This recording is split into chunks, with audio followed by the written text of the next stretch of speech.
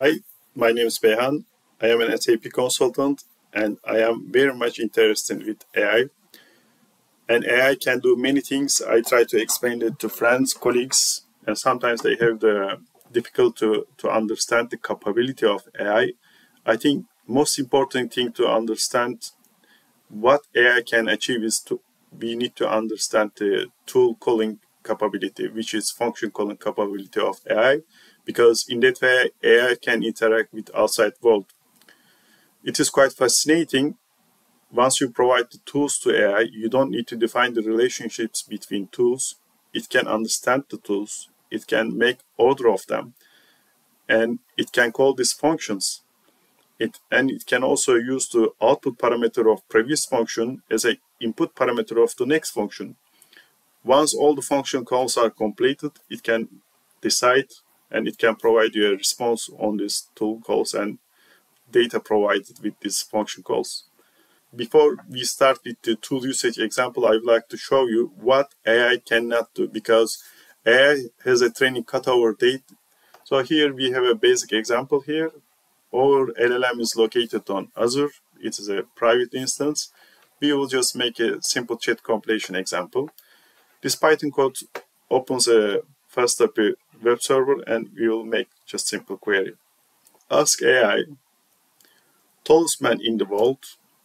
It will just go through its trained data and it will provide an answer to us. But if we ask something real data, if we ask for a real-time data, let's say the weather in Istanbul or weather in Bursa, a city where I am located, it says I am unable to provide real-time data. It doesn't know. So how we can get real-time data? We can make use of tools because AI can decide which tool to call. So let's continue with the second example. In our second example, I would like to show the basic tool usage. Again, it is the same code almost with the chat, just we are providing tools here. You can define multiple tools, and here I would like to show you the basic example of getting current weather information with a static data. Here we define a tool which is a function, and the function name is this, and we describe it, what is the use of this tool. So it says getting the current weather of given city or state. So, and the import parameters of this function described here, and also the return value of this function. In this case, we are returning a JSON object, and JSON object is properties, and we also define type and describe usage of these parameters, attributes of this object that will be returned. Here, for the keeping it simple, I have just created a basic Python function, and it has a static data. If the user is requesting for weather information for this cities, we will provide this JSON as an output. Let's see how it will be working. So again, if I go to browser, I am asking the same thing, weather in Istanbul. This time it provides me this information because it has retrieved this information via making a function call in Python. Once you can make a function call in Python, actually you can do anything that you can do with a software. So abilities of creating a virtual employee, a virtual consultant, or integrating it to any system actually is possible. So it's a quite amazing and fascinating feature of AI. This is, I think, the most important feature that actually lets you interact with outside world, and actually you can create anything with this. So how it works? Here we just provide a tool, and then once we make a query to AI, in this method AI says I want to make a tool call, and we get the tool name, and AI actually understands that in your question Istanbul is a city, so automatically it says that location parameter should contain the value of Istanbul. So then you can make a query to the function which we have written in the Python code, which is here. Where is it? Which is here. It comes as a parameter here and returns this JSON And we described the return values JSON here, and the properties of this object are here. So it thinks with this data and gives this response to us. It is quite interesting. And I would like to show you even more interesting example. In this case, instead of making one function call, we will provide multiple functions to AI, and AI will decide which ones to use and in which order to use. Let's imagine that we have an ERP system here. An ERP system has this employee structure like the employee ID, name, and the manager ID. And another data here is the payroll data. This is the employee ID, and these are the salaries and tax, other details of this payroll. And these are all stored from a system as a web API. So we will be reaching this web API from the AI Python code, and we will make function calls to external system. Let's start this code. First of all, this is our ERP server, port is 8001. And here we will be making call to this ERP system with this code. So this code will also provide another endpoint for us, and the port will be 8002. And what we have done here is, in the previous example, we had only one function, which is get current weather, and it is still here, as you can see, as a Python code. Let me show you. It is still here, but we will be making the external calls to another endpoint that works in another web server. And for this, we have provided two new tools, functions. One of them is the get employees of manager, and again we have given the description of the function and the import parameters and their description. And again, for the return, we have provided what it returns, an array, and inside there is an object, and object contains these properties. And there's another function here as a tool description, which is get payroll by employee. And again, we have provided all this data. And here, instead of writing a static code to get the data as we have done in the current weather, we will be making this function calls to the external endpoint. Again, it is for the demonstration purpose running locally, but actually it can make call to any endpoint. So you can see there are two functions here, Python functions. And here, again, the code is exactly the same. We ask a question, it goes to process response, and here it decides which function to be called with which parameters, and it calls this function. So how it works is like, in this example, it will be, we will ask a question, AI will decide if it needs to make a tool call, and it will complete tool calls again and create a decision. Let's see how it will be working. So here again, I can ask weather in Istanbul. I haven't started the web servers. Let's start it. Okay. Again, I can ask the weather in Istanbul. It knows the weather in Istanbul. I can change it like the weather in is given in the code. It knows this. So then now we can make use of our other functions. We can say, get me payroll of employee 2.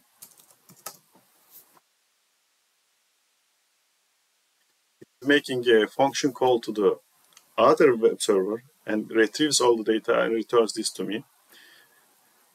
Instead of having just this explanation here, we can ask specific questions, like we can say, what is the tax paid by employee 2? Again, it understands and it just returns the tax. Again, it just grabs all the data from the function and thinks on that and responds us. Let's see something more interesting. Now this time, list me all the employees of manager 2. So these are the employees it says. Let's check if they are true. Here, if you go to ERP simulation and if you check the static code, you will see it is true because now we need to go to the manager 2, and these are the names that we will be getting here, like 3 of them, and they are here. But so far what you have seen is it is making single function calls. So we are asking for the employees, it calls the employee function. We are asking for a payroll, it returns the payroll of a given employee. Let's make it more interesting. Let's say, are the salaries of employees those report to manager 2?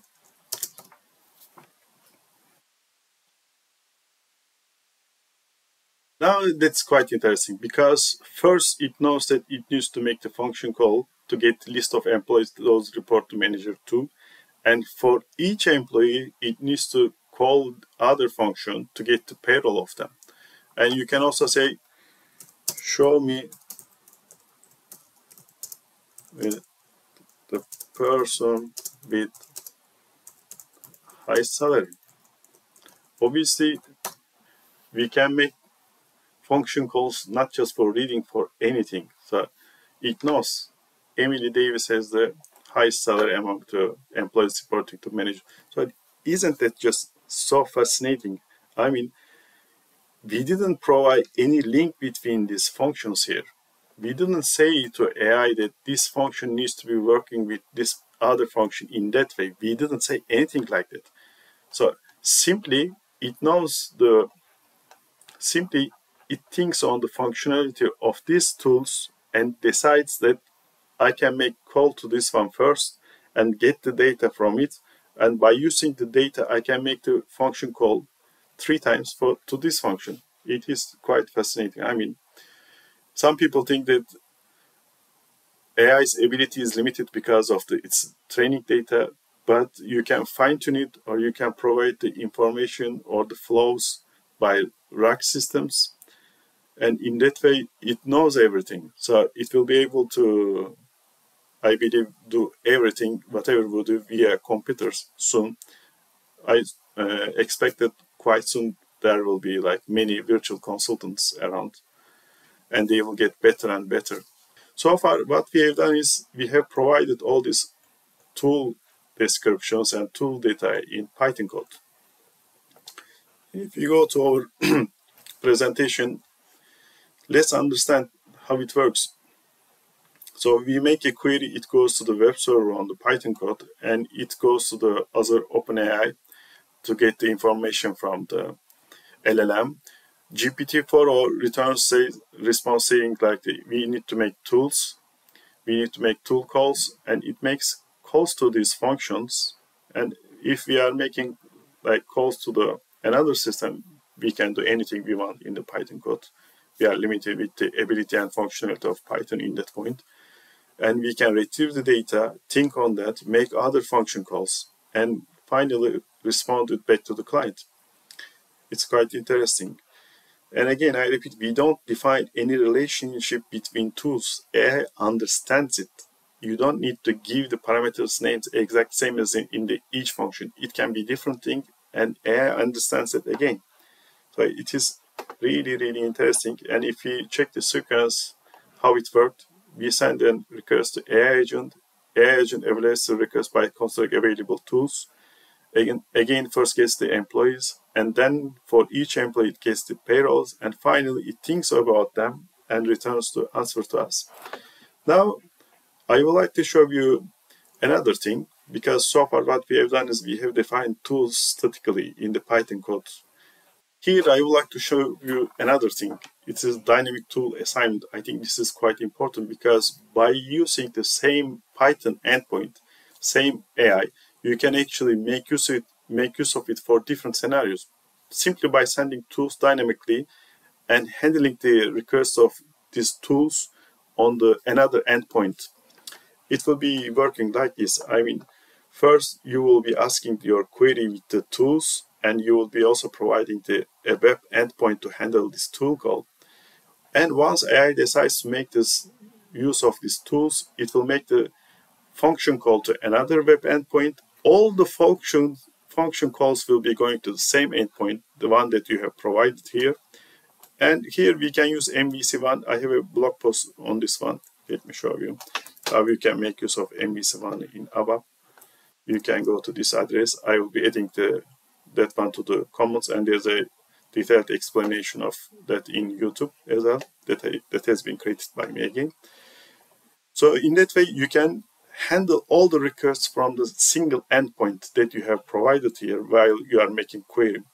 In that way, you don't need to wait for the SAP to provide you the AI ability. You can simply use any kind of the large language model, and you can provide the tools dynamically. You can make use of your third-party functions, methods that you have created in SAP, or you can use the existing BOPs. You can create an interface for them that to make it as a tool call method. So it creates a lot of abilities. And let's see how it will be working. I will stop the services here. So again, here we have the ERP system. Again, the same, these two functionality. These two are served as a web endpoint. You can think it as a REST API endpoint served on SAP. Let's start this one, and the port is 8001. And I am creating a controller. Imagine this controller code that we are creating that in ABAP instead of Python. So you are all this code in the ABAP. You will be providing this string as to AI, and AI will be using them. And you will be also providing the endpoint that you want to handle all the AI tool requests, which is, again, here you will see the same service. It might be another service on the SAP that's running. So be making calls from this ERP controller. AI will think on them, will decide which tool to use, and will send this tool request back to another server, which is in that case this one, same one. I am using these services with 2 ports, and we will be responding to results back to AI, and AI will respond back to us. So I have started this service, and I will start this one as well. And simply I will create a AI web interface that might be working from another server. So again, if you look at the architecture, it will be a bit more clear. Think this part as an ABAP code. And ABAP code this is the controller that we are sending. We are saying that you will be using these tools, you can use these tools, and if you want to make use of these tools, you need to go to this endpoint, which is exactly same as this endpoint. So once AI decides to make tools usage, it will just send the request to this one that we have defined in our query. And the response will come back, and finally, if it requires, it can make calls to any systems, as we have seen in the previous examples, and response will be coming back to us. So if I show it here to you, this is the AI web interface. It will be accepting tools from the user's query, and it will be placing them there on the AI bot. Here is the AI bot.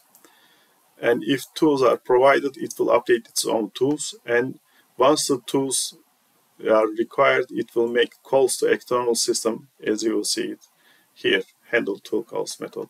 So it will go to another system. So we define the tools and the endpoint to handle the tool calls. AI decides which tools to use. Then we make requests to the web endpoint to handle the tool calls, as we defined here. It goes to here, and response comes back. Then we get the result from AI. So it's quite simple, actually. So let's see. We have started this one, 8002. We are running our ERP server, which is 8001 here. And also we are running our controller that we are simulating calling AI from ABAP. In that case, let's open the browser again. what we will do is we'll go to 8003 port. We'll ask for tallest man in the world, and that doesn't require any tool call. So we get the answer like this. But if you want to make any ERP related questions, let's say that employees reporting to manager 2 again. This time, as we mentioned here, it works like this. It knows that it needs to be using these tools. So tools will be handled this endpoint. It makes call to this endpoint and returns to responses. Just the magic is we don't define tools in Python code, so it's dynamic. So you can actually use this same functionality from any system. I say SAP, but it can be any system. It can be your Arduino. It can be like any software. So it creates a lot of ability to extend your applications with AI. Again, we can say who is the high-paid employee, and again it goes through these functions and it knows the answer. So here's our answer. And I'd like to show you another thing actually that might be interesting, not just for ERP. I will stop all of them, all these queries. And here I have created a class for the Binance API calls. So actually there are two endpoints on Binance. One of them is the K lines, which is like the candle lines that you can get for any crypto coin type. So you can say like I want the K lines for the BTC USDT. Let me show you here. Like this. Oh, sorry. So it returns to this Ripple USDT for 1 hour for last 10 periods. So you can get this data like that. And you can also get the ticker prices, like the current prices of all the symbols available in the Binance. Like this, you will get all of them. Simply by providing these two data, AI can think on them and can decide combination of tool calls and can make for you like the different analysis. So let's see that how it works. Here again, this bot and the Azure OpenAI bot class is same, nothing has changed, and the interface is same, nothing has changed. We will just provide different set of tools, and we will be using the same endpoint for different things. I am running it again. I am coming here and I am again running this controller client. And here's the REST server to get the data externally by calling to Binance class. So what I will do is like to here are a few examples. So let's run this example here. It says we ask, can you calculate the RSI indicator for the Ripple USDT, XRP USDT? At the background, it has worked relative strength index. It has calculated it, and simply it decides to make calls to these APIs, and it knows for which period to call. We didn't say anything AI about it. Like let's say that, can you give me a list of most popular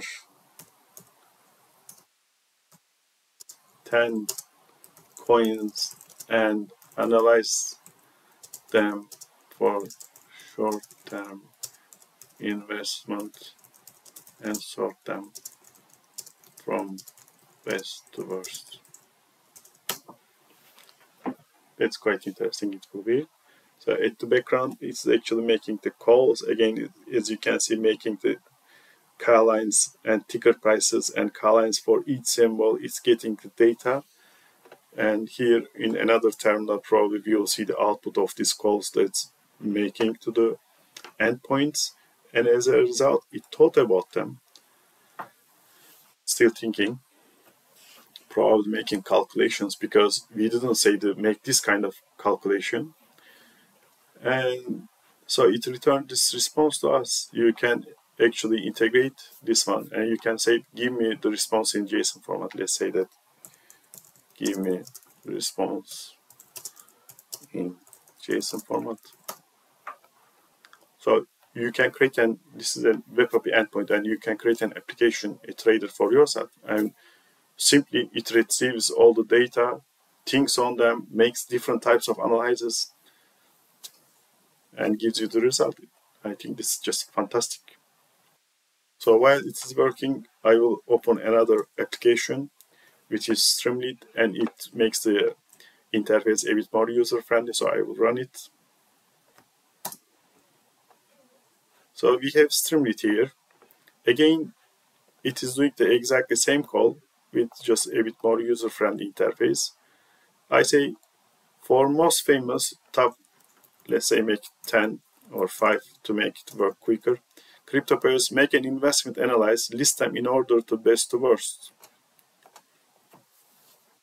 Response came from the other one, so it returned all the response in the JSON format. As simple as that. You could also provide the format to the AI. You could say, give me it in this format, so it will be returning it to you for the given format. And here Streamlit is running. See, this is the investment analysis ranking of top USDT crypto pairs. So it made the volume analysis, recent performance, volatility. It is just fascinating, interesting. I mean, you didn't write any single line of code. You just provide tools just to get basic data that you can get from this APIs. And it just decide in which order to call them. It combined them with its own existing knowledge and make the calculation. Here, I think in this video, we have seen two things. One of them is this feature of tool function calling ability of AI. Another one is like how you can make use of the same AI endpoint, and you can dynamically provide the tools to make use of it for different tasks. That's just fantastic. I hope it made you understand a bit more about the ability of AI and how actually it can create virtual employees, virtual consultants. As simple as that, a few lines of code, and AI can do amazing things. Thanks for watching. Hope to see you in the next video.